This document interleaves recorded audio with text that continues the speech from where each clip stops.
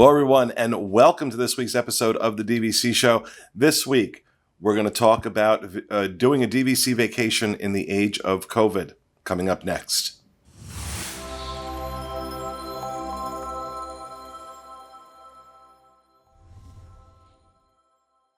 Hey, everyone, welcome. Coming to you from the Bob Varley Studio in Orlando, Florida.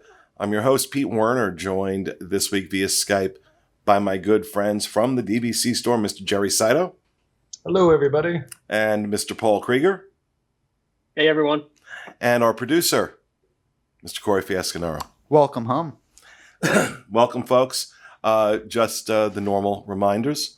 If you are interested in purchasing a DVC contract, if you're interested in selling your DVC contract, maybe upgrading to something else, if you're interested in renting DVC points, give our friends over at the DVC store a call. Sorry, I got distracted by my phone. 1-800-550-6493, or you can visit them online at dvcstore.com. So now we've all spent some time on property since the resorts reopened. But Paul just recently got back from what was, I think you were gone for like 73 days, Paul? I think it was something close. Like that. Yeah, 10. 10. Yeah. Okay, same thing. So I thought it would be good to talk about what the DVC experience has been like in the age of COVID.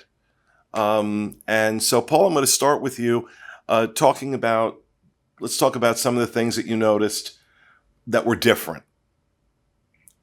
Sure. So Amy and I, like Pete said, we just got back from a 10-night stay at Walt Disney World.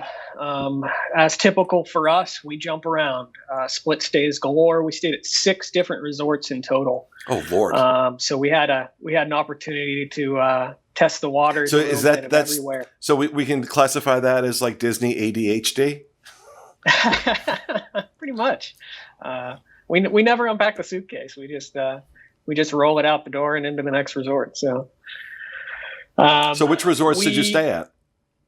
So we stayed at Copper Creek, Grand Floridian, Boardwalk, Old Key West, Riviera, and then Animal Kingdom Lodge, Jumbo House. So I had 2-night stays at a lot of the resorts, and then 1-night stay at 2 or 3 as well. Just bouncing around to sort of try things out. The first biggest takeaway is that the staff and the cast members, they're so happy to see everyone again. They're so happy to be there, welcoming guests back. Big props to Copper Creek, Grand Floridian, Riviera. I mean, every cast member we saw at those resorts said hello, asked us how we were. Just very, very caring about the guests and welcoming us back home. So we were very excited to see that. When we first arrived, Disney, as many of us know already, is pushing the contactless check-in experience. So you can go on the My Disney Experience app, you can fill out the information, input your credit card information for Magic Band privileges and stuff like that, and then they'll text message you. And that was one of the first takeaways that we had in terms of the differences now in this COVID world that we're in, is that even when you walk in the front door, as you approach the front desk, there are cast members there that are going to sort of stop and ask you what you're coming in for. Yeah, why are you here? Yeah. Have you done the online check-in experience? If so, why are you here? They're really putting up that barrier to sort of cut down on the front desk traffic. And we had no problem with that. Actually, it was a little bit different at Grand Floridian. They did actually welcome when I came in. We had transferred over there from Copper Creek. It was early in the morning. I really didn't expect anything. We really were just there to check our bags and go to Magic Kingdom. But those cast members actually invited us in the villas to sit down at the desk. They checked us in. They told us our room was ready already. And we were like, whoa, okay. And so it's a little hit or miss between the resorts. But I think overall, they're really trying to push that contactless feel to everything. The next big thing was cleanliness. Has been great. Really didn't see any major issues. Did the peep test along some frames here and there. There were some not 5 out of 5 stars, but overall, the cleanliness is amazing. They're definitely going out of their way to make sure that the resorts get cleaned in between guests.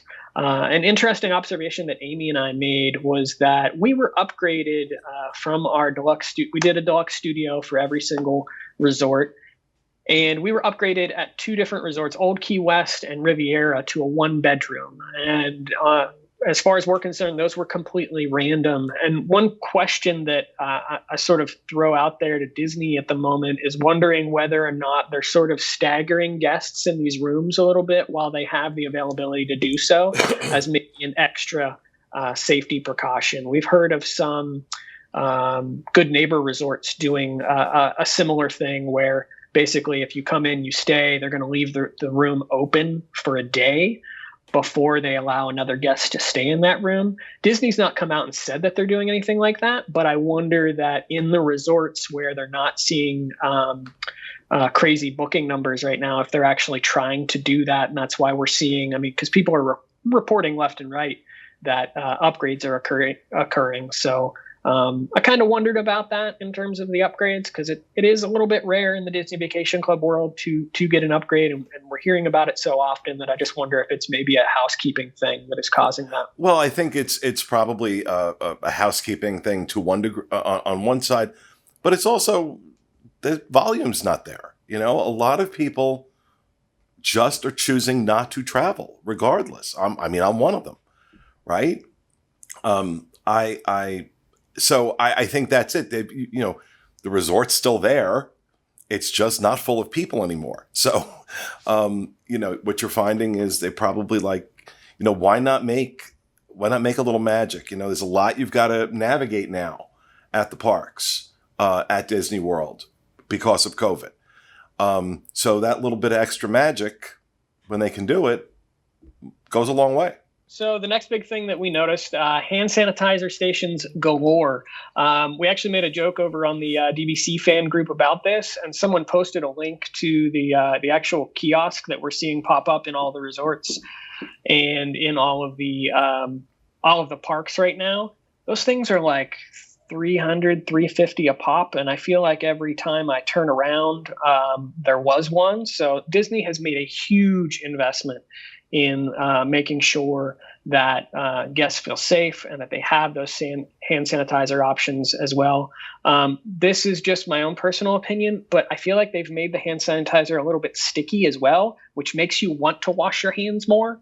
It's a weird observation, but you use it enough, and it's just like it was almost a little bit weird, like a slime kind of feeling, wasn't it?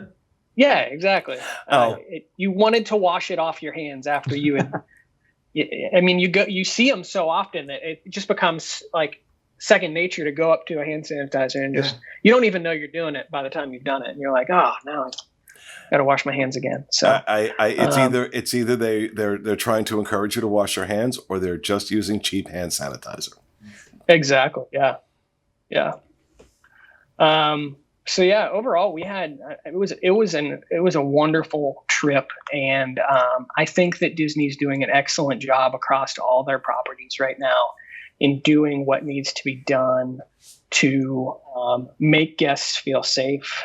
At no resort did I really feel uncomfortable. There were points on the vacation where we did. Those typically were more at parks or more at Disney Springs. But as a whole, the resorts feel very empty. I think Copper Creek felt the busiest of all the resorts. And I think that has to do with the fact that they have Copper Creek and Boulder Ridge at that property, and that they're extremely busy in the front desk area. So that they're putting a lot of stress on all of the aspects of that resort as a whole. Now, Jerry, you also you stayed over at the Poly recently. Yeah, so the Poly had a great experience. Took my 5-year-old and 1-year-old and wife for a weekend stay, and I as well felt very safe. I mean, the way the poly is spread out, you're not indoors per se, unless you're going into your villa or your room. But there was good social distancing at the pool when you were inside the main lobby area, or even walking around like the grounds. You know, you kept your mask on. We did a lot of pool relaxing, and my son was playing on the slides, and the social distancing at the pool was great. Like there was nobody on top of each other. Everybody had enough space, so I felt safe. My wife and I, we walked over to the Grand Floridian, and Grand Floridian was empty. There was nobody. I don't even think I saw a person aside from a cast member.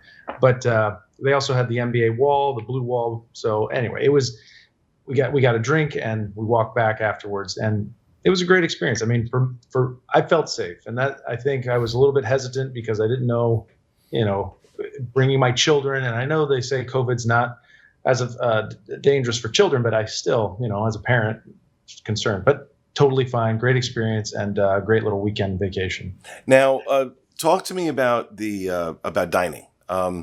I stopped. The last time I ate at a Disney restaurant was about a month ago. Was the Boathouse over at Disney Springs. It was even more than a month ago. And they packed that restaurant like nothing was going on. And that's when I said, okay, I'm done. I'm going to wait until stuff calms down because, this I'm not doing. So I will not eat right now. If I go out to a restaurant, it's got to be outdoor seating. I will not eat in a restaurant where I have to eat indoors right now with the COVID numbers where they are right now in Florida. Now, we are recording this on August 10th. We are now starting to see, I'm looking at a graph now, the number of new cases start to drop. So hopefully that continues. So what have your experiences been, Paul? I'll start with you. What have your experiences been in the restaurants? What has that been like? Yeah, I think that what you've seen, especially at Disney Springs, is exactly what it is across property. Disney can only control so much, and so I think they're doing a very good job at the restaurants that they control, that they own and operate, at social distancing.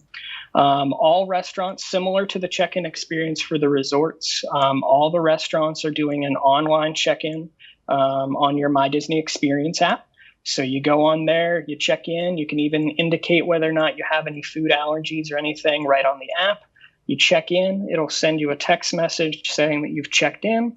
And then once you receive a text message that says your table is ready, that's when you approach the front desk and then you're escorted straight to your table. And I felt that on the whole, all the resort restaurants at the DVC resorts that we ate at did a very good job with social distancing in terms of those properties. But I will agree with what you said about Disney Springs. I don't know if they don't feel like they have as much control because some of those are leased properties. If they're not able to control it as much in those areas. But we did feel like you did. We ate at Boathouse, and it did feel like they were sort of packing people in there when we dined at Disney Springs. So we were up. I'm sorry. You found that the Disney owned and operated restaurants were being responsible in terms of that, where maybe some of the third party ones, which is 99% of what's at Disney Springs. Maybe those weren't quite as responsible. I'll tell you what I saw at the Boathouse was a travesty, and I'll never eat there again. COVID or not, I'll never eat there again because that company showed me all they care about is how much money they can make. There was nothing safe about what they were doing. Nothing. I find it interesting that you mentioned the Boathouse because I actually had a similar experience. About 2 weeks after Disney Springs originally opened, the Boathouse was actually the first restaurant that I visited, and it was really nice. There was only about 6 other guests dining there at that time.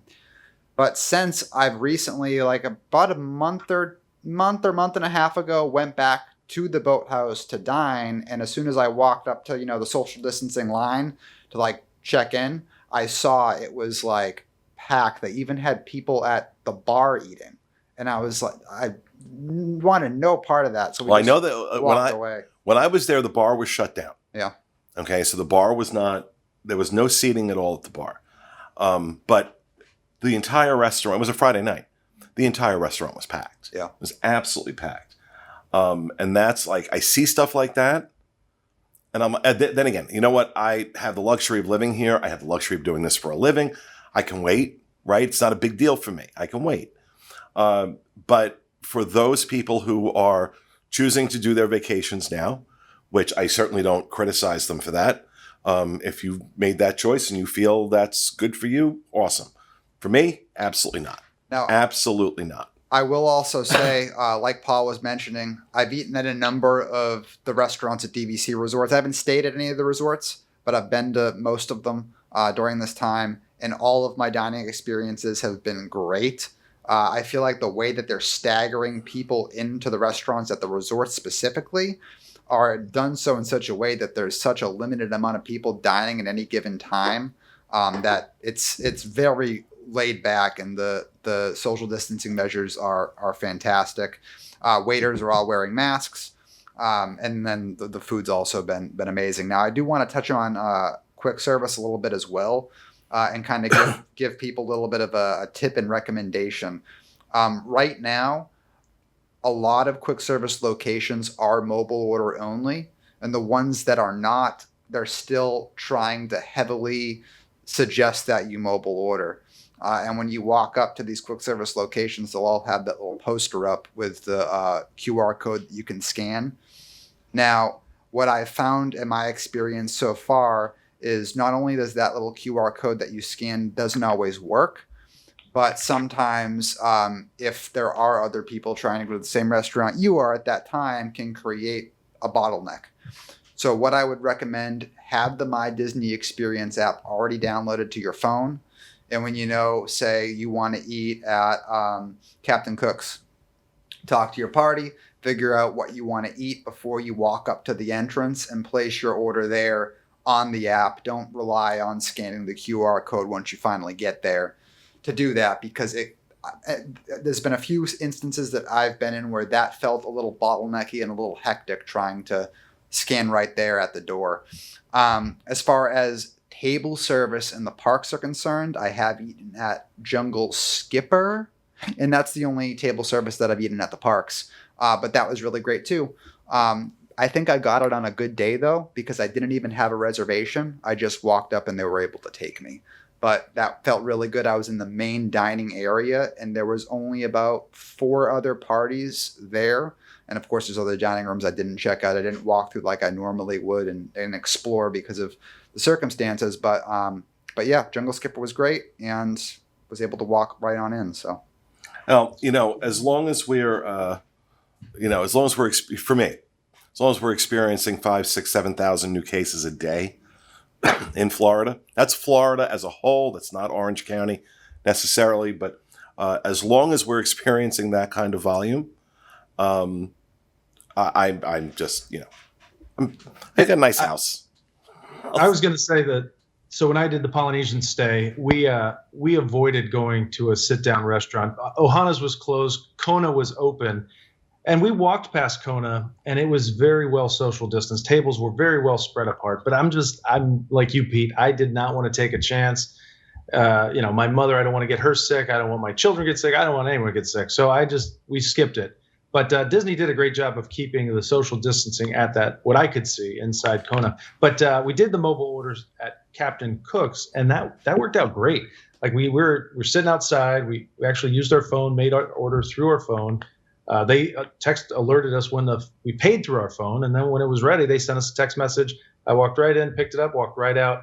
You couldn't get your own drinks. They had somebody who was serving you a drink, so you couldn't touch the vending machines. So anyway, that worked out well and had no issues at all. And again, that Kona did a great job of social distancing tables. They were very well spread apart. And, Paul, let me ask you about inside the theme parks. In your experience, people wearing their masks, people generally speaking, social distancing, or was it hit or miss?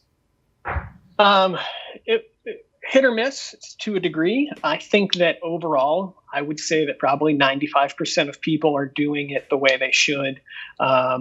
We saw a lot of noses here and there of people not knowing how to necessarily wear their mask properly, and letting their nose sneak out. But we saw multiple examples where cast members were actually correcting that, which I thought was quite profound. You know, we've said before, Disney needs to step up and make sure that these measures are done properly. And seeing some cast members actually go up to people and say, "Hey, please pull your mask up over your nose." I mean, that made us feel good as we walked through the parks. Getting back to the restaurants just real quick, we were there when they actually implemented the new policy where resort restaurants you had to do a temperature screening at. If I had to knock Disney on anything, it's the inconsistency in the temperature screening methods. I don't understand why they're not screening guests into the resorts themselves. We saw Universal do something like that when they originally opened. I think you got screened once a day. You got a wristband that indicated you were screened, and then you could go on your way. There's no temperature screening when you actually go into the resorts themselves. There are when you go into the parks, and the same with Disney Springs, and those are being done by, I believe it's Advent Health that's actually administering those. But the resort restaurant dining temperature checks, I feel like they're being done by a random cast member. And I only bring this up because we went to Sanaa one night and I clocked an 86. And if you start to do some research on an 86, I should be in hypothermia, I think. Yeah. And they didn't even question. Well, it was just like 86, you're good. Let's be honest.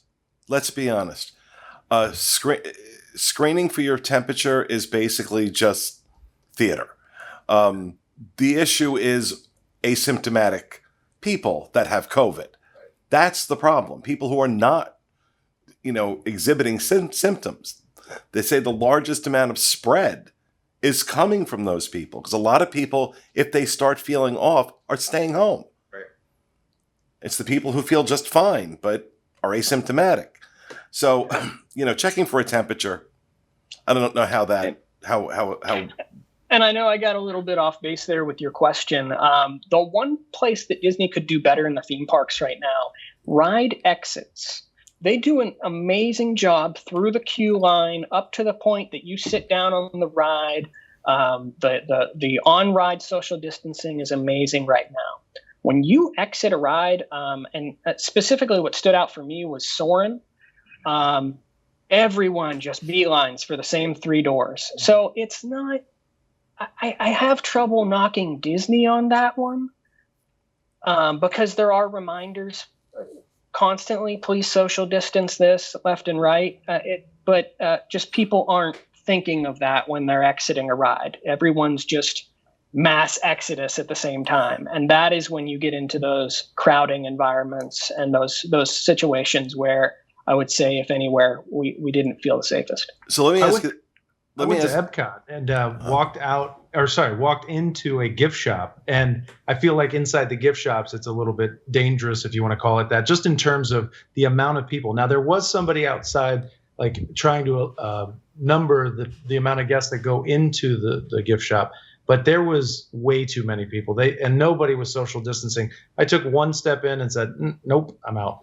So they probably could might have caught it on a bad hour, minute, whatever, but that experience that needed some improvement too. Now, Paul, you're the one person here that did an actual vacation, right? You came from out of state, you had to fly down, go to the resort. I want you to tell me, like, in comparison to what's, a normal trip, would you do this again? Personally, I would, for the experience. On the whole, I hope I'm not jinxing myself in saying this, but it was a once in a lifetime trip. I mean, wait times are amazing. Most restaurants are wonderful. We had no issues traveling down. We rented a car, which we'll probably, that was our worst mistake, because it's probably how we're going to travel all the time down there now when we come down. But we're already scheduled to come back in December, and we have no issues with any of the mandates. We didn't have any issue wearing our masks throughout the parks, even on some rather hot days. You duck in and out of some AC, and overall it felt great. The problem I have is if a family member or a friend were to ask me at this point in time about scheduling a Walt Disney World vacation for later this year, I would have trouble saying, like, yes, spend the money. It's difficult at this time to say that it's fully worth going down there when you know that the experience is not 100%, and you know that they're going to spend just as much money on the experience as a whole. So if they're going into it with those things in mind and they're okay with that, then by all means, go. You're going to have an amazing time. You're going to ride everything that you want to ride. You're going to get into all the restaurants you want to go to. You basically stay at whatever resort you want. But if it's like that once every 5-year trip, or if it's your family's first time going to Walt Disney World, I don't know. That's hard. That's really hard.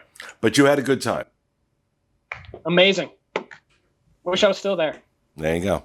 All right. Well, thank you, Paul, for that. Thank you, Jerry. Thank you, Fiasco. And thank you for joining us. That's going to do it for our show for this week. We hope you enjoyed it. We will see you again next week with another edition of the DVC Show.